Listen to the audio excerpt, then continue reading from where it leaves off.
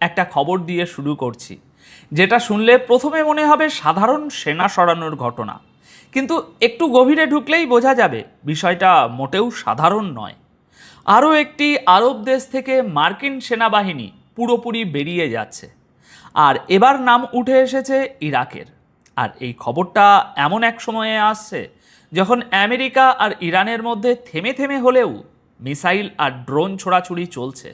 তাই অনেকেই বলছেন এটা পরিকল্পিত প্রত্যাহার নয়, এটা পিছু হটা। আজকের এই ভিডিওতে আমরা বোঝার চেষ্টা করব ঠিক কী ঘটছে, কেন এই সময়েই ঘটছে, আর এর সবচেয়ে বড় দাম কাকে দিতে হতে পারে। মধ্যপ্রাচ্য থেকে মার্কিন সেনা ধীরে ধীরে নিজেদের গুছিয়ে নিচ্ছে, এই প্রবণতা কিন্তু নতুন নয়। মাত্র দুদিন আগেই আমরা খবর পেয়েছিলাম যে আমেরিকা কুয়েত থেকে তাদের সামরিক উপস্থিতি কমানোর প্রস্তুতি নিচ্ছে। সেখান থেকে হাজার হাজার সেনা ফিরিয়ে নেওয়া হতে পারে বলে খবর এসেছিল। আর এখন আরও একটি আরব দেশ থেকে সম্পূর্ণভাবে বেরিয়ে যাওয়ার খবর। শুধু কমানো নয়, একেবারে পুরোপুরি। দর্শক বন্ধুরা, এখানে একটা কথা খুব ভালোভাবে বুঝতে হবে। স্বাভাবিক পরিস্থিতিতে এই ধরনের খবরকে হয়তো নিছক একটা রুটিন সামরিক পুনর্বিন্যাস বলা যেত। সেনা এক জায়গা থেকে সরিয়ে অন্য জায়গায় মোতায়েন করা এ তো হামেশাই হয়, কিন্তু আজকের পরিস্থিতি একেবারে আলাদা। কারণ পরিস্থিতি চরম উত্তপ্ত। ইরানের হামলায় মার্কিন ঘাঁটিগুলোতে বড় ধরনের ক্ষয়ক্ষতি হচ্ছে, সেনা মারা যাচ্ছে, আর গোটা দুনিয়ার মাথার উপর আরও একটা বড় যুদ্ধের ছায়া দেখা যাচ্ছে। ঠিক এমন একটা সময়ে আমেরিকা যদি নিজের ঘাঁটি খালি করে, তাহলে স্বাভাবিকভাবেই অনেকের মনে প্রশ্ন জাগে। এটা অনেকেই আর প্রত্যাবর্তন বলতে রাজি নন। তারা বলছেন এটা পিছু হটা, আর এর থেকেও সহজ সোজা কথায় বলতে গেলে পালিয়ে যাওয়া। আচ্ছা, এবার আসা যাক আসল তথ্যে। প্রথমে আজ ৩রা আগস্টে সামনে আসা রিপোর্টের কথা বলি, তারপর এই একই প্রসঙ্গে ইরানকে ঘিরে যে বড় আতঙ্ক তৈরি হচ্ছে সেটার কথা বলবো। দর্শক বন্ধুরা, খবর অনুযায়ী ইরাকের কুর্দিস্তান অঞ্চলে থাকা নিজেদের patriot air defence system America আগেই সরিয়ে নিয়েছে। পেট্রিয়ট হলো সেই আকাশ প্রতিরক্ষা ব্যবস্থা যা ধেয়ে আসা মিসাইল বা ড্রোনকে মাঝপথে আটকানোর কাজ করে। আর এখন ওই এয়ারবেসে থাকা প্রায় ২০০০ মার্কিন সেনাকেও আগামী মাসে অর্থাৎ ২০২৬ সালের ৩০শে সেপ্টেম্বরের মধ্যে পুরোপুরি ফিরিয়ে নেওয়া হবে। রিপোর্ট বলছে এই প্রক্রিয়া গত সপ্তাহ থেকেই শুরু হয়ে গেছে। ভারী সামরিক সরঞ্জাম, সাজ সরঞ্জাম আর বিপুল সংখ্যক সেনা এর মধ্যেই ইরাক থেকে একটু একটু করে বেরিয়ে গেছে। এখানে একটা তথ্য বিশেষভাবে গুরুত্বপূর্ণ, যেটুকু পড়ে বুঝলাম ২০০৩ সালের পর এই প্রথমবার এমন হবে যখন ইরাকে আমেরিকার বড় কোনো প্রচলিত সামরিক উপস্থিতি আর থাকবে না। তবে কিছু স্পেশাল ফোর্স হয়তো একেবারে নিচু স্তরের লো প্রোফাইলের ভূমিকায় থেকে যেতে পারে, শুধু স্পেশাল ফোর্স। এখন প্রশ্ন হচ্ছে, হঠাৎ এই সিদ্ধান্ত কেন? রিপোর্ট অনুযায়ী এর সবচেয়ে বড় কারণ লাগাতার বেড়ে চলা হামলা। ইরান ইরাকের ভিতরে থাকা মার্কিন ঘাঁটিগুলোকে একের পর এক নিশানা বানিয়ে চলেছে। আর দ্বিতীয় কারণটা আরও তাৎপর্যপূর্ণ। রিপোর্টে বলা হচ্ছে আমেরিকার হাতে পেট্রিয়ট ইন্টারসেপ্টর মিসাইলের মজুদও দ্রুত কমছে। সহজ কথায়, ঢাল আছে, কিন্তু ঢাল চালানোর রসদ ফুরিয়ে আসছে। তাই আমেরিকা এখন নিজের আকাশ প্রতিরক্ষার ক্ষমতাকে উপসাগরীয় অন্যান্য এলাকায় আর জর্ডানের মতো গুরুত্বপূর্ণ জায়গাগুলোতে সরিয়ে নিতে চাইছে, কারণ ওই জায়গাগুলোতেই ইরান প্রচুর পরিমাণ মিসাইল ছুড়ছে। আচ্ছা, এবার আসি সেই অংশে যেখানে রাজনীতির খেলাটা খুব ভালোভাবে লুকিয়ে আছে। ইরাকের প্রধানমন্ত্রী আলী আল জারি আর ডোনাল্ড ট্রাম্পের সাম্প্রতিক সাক্ষাতেও ৩০শে সেপ্টেম্বরের মধ্যে মার্কিন সেনা প্রত্যাহারের সময়সূচি নিশ্চিত করা হয়েছে। অর্থাৎ একদিকে আমেরিকা ইরানকে বড় বড় হুমকি দিচ্ছে, আর অন্যদিকে সেই একই যুদ্ধের চাপে তাদের সামরিক ঘাঁটিগুলো একে একে খালি হতে দেখা যাচ্ছে। আর এই দ্বিমুখী ছবিটাই পুরো খবরটাকে এত গুরুত্বপূর্ণ করে তুলেছে। আর এখানেই আমার মনে কয়েকটা সন্দেহ দানা বাঁধছে। দেখুন, ঠিক গত সপ্তাহতেই ইরাকের প্রধানমন্ত্রী আলী আল জাদি আমেরিকায় গিয়েছিলেন ডোনাল্ড ট্রাম্পের সাথে দেখা করতে। তাই প্রশ্ন হলো, তিনি নিজে থেকে গিয়েছিলেন নাকি ট্রাম্প তাকে ডেকে পাঠিয়েছিলেন? কেন এই প্রশ্ন করছি সেটা বুঝিয়ে বলি। দেখুন, আমেরিকা যদি হঠাৎ করে নিজে থেকে ঘোষণা করত যে আমরা ইরাক থেকে সব সেনা সরিয়ে নিচ্ছি, তাহলে দুনিয়া বলতো, আরে ভাই, তোমরা তো হামলার ভয়ে পালাচ্ছ।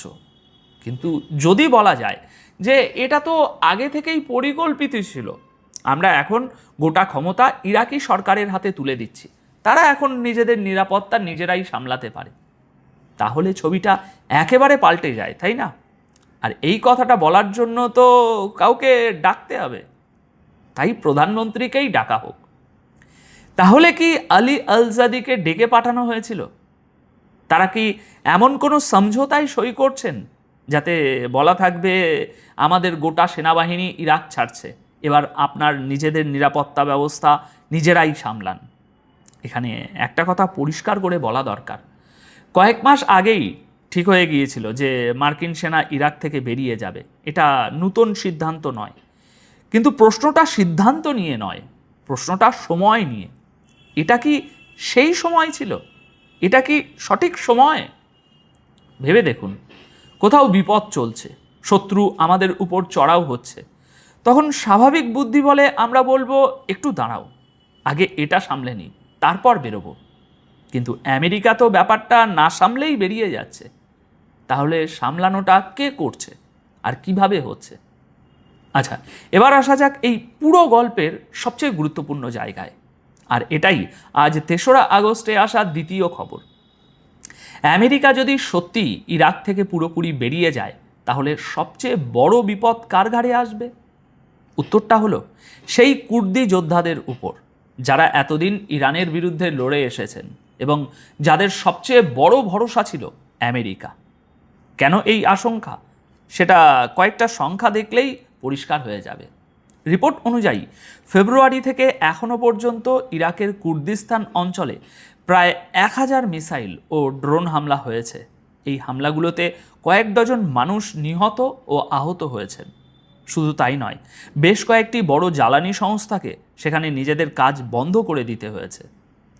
দর্শক বন্ধুরা, আল মনিটর ওয়েবসাইটের যে রিপোর্টের ভিত্তিতে সবাই এই খবর করেছে, সেই রিপোর্ট বলছে আমেরিকা ইরাক ছাড়ার প্রস্তুতি কুর্দিস্তান অঞ্চলের জন্য একেবারে নতুন এবং অনেক বড় বিপদ হয়ে দাঁড়াতে পারে। কারণ আমেরিকা সেখান থেকে নিজেদের পেট্রিয়ট এয়ার ডিফেন্স সিস্টেমও সরিয়ে নিয়েছে। এতদিন এই ব্যবস্থাগুলোই ধেয়ে আসা মিসাইল আর ড্রোন আটকানোর কাজে গুরুত্বপূর্ণ ভূমিকা পালন করছিল। কিন্তু এখন এই পেট্রিয়ট যে সব হামলা আটকাতো তা নয়, সেটা আলাদা কথা, কিন্তু একটা ভূমিকা তো ছিলই।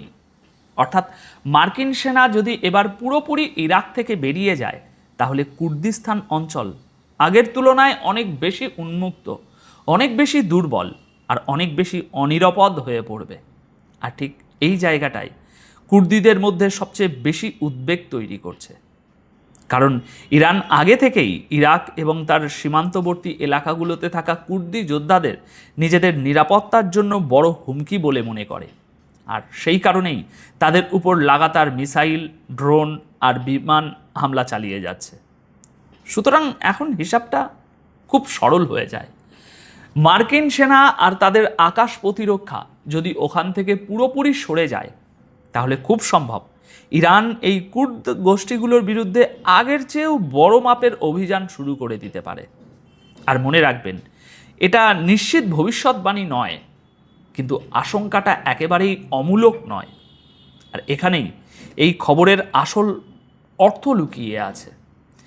আমেরিকার চলে যাওয়ার মানে শুধু একটা সামরিক ঘাঁটি খালি হয়ে যাওয়া নয়, এরপরে গোটা কুর্দিস্তান অঞ্চলে শক্তির ভারসাম্য পুরোপুরি বদলে যাবে।